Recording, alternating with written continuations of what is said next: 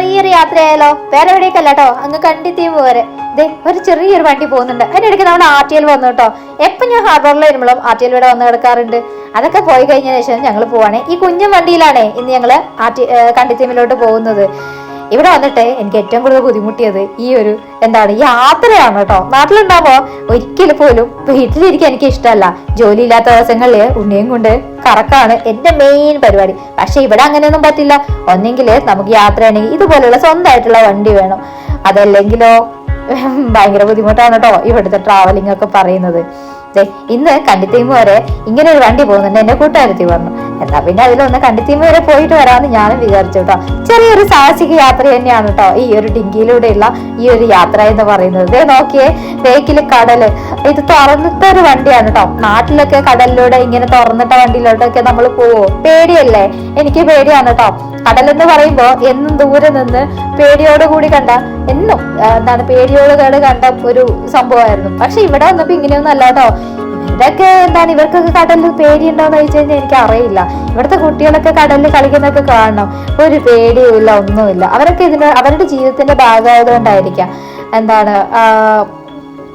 അവർക്ക് ഇതിനെ കുറിച്ച് പേടിയൊന്നുമില്ല കേട്ടോ. നമുക്ക് മാത്രമാണ് ഇതൊരു കൗതുകവും അത്ഭുതവും ഒക്കെ പറയുന്നത്. അത്യാവശ്യം സ്പീഡ് ഉണ്ടായിരുന്നു കേട്ടോ. ഇതിൽ പെട്ടെന്ന് തന്നെ നമുക്ക് എത്താൻ വേണ്ടി പറ്റും. ഇവിടുത്തെ മിക്ക ആൾക്കാർക്ക് ഇതുപോലെയുള്ള പ്രൈവറ്റ് ആയിട്ടുള്ള വണ്ടികളൊക്കെ ഉണ്ട് കേട്ടോ. ഇതിങ്ങനെ പോകുമ്പോ തിരയൊക്കെ വരുന്ന സമയത്ത് ഈ വണ്ടി ഒന്ന് മുകളിലോട്ടൊന്ന് തുള്ളു കേട്ടോ. അപ്പൊ ഒരു പേടിയാണ്. നമ്മുടെ വണ്ടർലയിലൊക്കെ പോകുന്ന സമയത്ത് ഈ റോളർ കോസ്റ്ററിലൊക്കെ കയറുമ്പോൾ ഒരു ഫീലാണ് കേട്ടോ ഇതില്. ആ പിറകിൽ കാണുന്നതാണ് ഞങ്ങളുടെ ഐലൻഡ്. നമ്മളത് പാസ് ചെയ്ത് കഴിഞ്ഞ് ഇനി അതിന്റെ തൊട്ട് പിറകിലുള്ള ഐലൻഡിലോട്ടാണ് കേട്ടോ നമ്മൾ പോകുന്നത്. നമ്മൾ ഏകദേശം എത്താനായിരിക്കുന്നു. ഇത്ര ദൂരമായി നോക്കിയേ. എനിക്ക് എപ്പോഴും ഇഷ്ടമാണ് കേട്ടോ ഇങ്ങനെ യാത്ര ചെയ്യാൻ വേണ്ടി. പേടിയാണെങ്കിൽ എനിക്കത് ഭയങ്കര ഇഷ്ടമാണ്. കാരണം നമ്മളുടെ ലൈഫിൽ നമ്മളൊന്ന് എക്സ്പീരിയൻസ് ചെയ്ത കുറെ കാര്യമാണ് ഇവിടെ നമുക്ക് കിട്ടുന്നത്.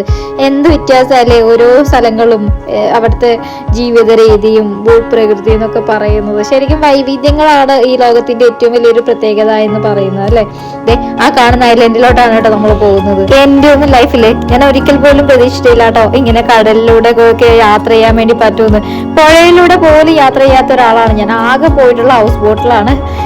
ഒരിക്കലും പ്രതീക്ഷിക്കാത്ത കുറെ സംഭവങ്ങൾ തന്നെയാണല്ലേ ഇതൊക്കെ. ശരിക്കും നമ്മൾ അനുഭവിച്ചറിയേണ്ടത് തന്നെയാണ്. നമ്മൾ കണ്ടതൊന്നും അല്ല ജീവിതം. ഇങ്ങനെയും കുറെ ജീവിതങ്ങൾ ഈ ലോകത്തുണ്ട് എന്നുള്ളത്. അങ്ങനെ കുറെ നേരത്തെ യാത്രയ്ക്ക് ശേഷം നമ്മൾ ഇവിടെ എത്തിയിട്ടോ.